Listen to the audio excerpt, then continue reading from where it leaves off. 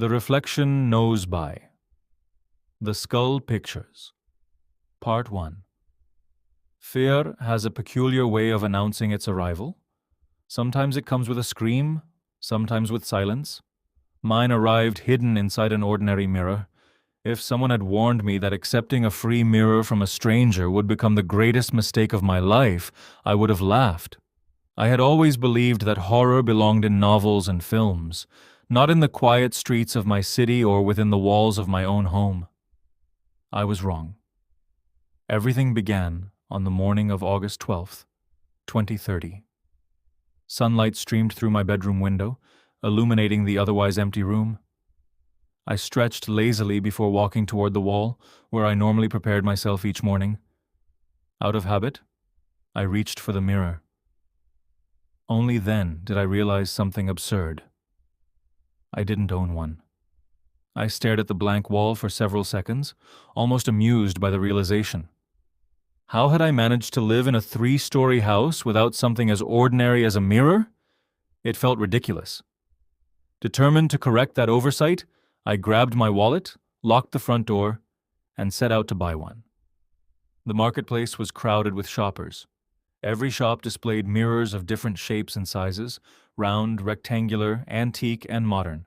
Some were framed with carved wood, while others glittered with polished metal. Unfortunately, every price tag seemed determined to mock me. 5,000 rupees, 7,000, 10,000. I sighed in frustration. My wallet contained only 200 rupees, barely enough for lunch, let alone an expensive mirror. Disappointed, I abandoned the search and began walking home. That was when I noticed him. He sat beside the road wearing torn clothes covered in dust. His beard was unkempt, his hair tangled, and exhaustion was written across his face. Most people ignored him without a second glance. Yet something beside him immediately caught my attention. A magnificent mirror. Its frame was crafted from dark, polished wood, decorated with intricate silver engravings that shimmered beneath the afternoon sunlight. It looked less like an ordinary household object and more like an antique preserved inside a museum. I approached cautiously. "How much for the mirror?" I asked. The old man slowly raised his head. 500 rupees, he replied quietly. My eyebrows lifted in disbelief. 500?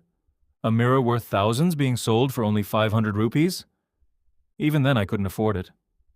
"I'm sorry," I said with a disappointed smile. "I only have 200. I turned away. Wait. His voice stopped me. I looked back. "You can take it," he said. "For free." For several moments I simply stared at him. Nobody gives away something so valuable without expecting something in return. Yet his expression remained calm. My excitement overpowered my suspicion. "Are you serious?" He nodded. "It's yours." Unable to believe my luck, I picked up the mirror. It was surprisingly heavy, its wooden frame cold against my hands. As I thanked him and began walking away, curiosity compelled me to glance back one final time.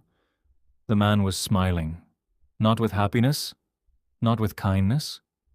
It was a smile of relief, as though an unbearable burden had finally been passed to someone else. A strange chill crawled down my spine.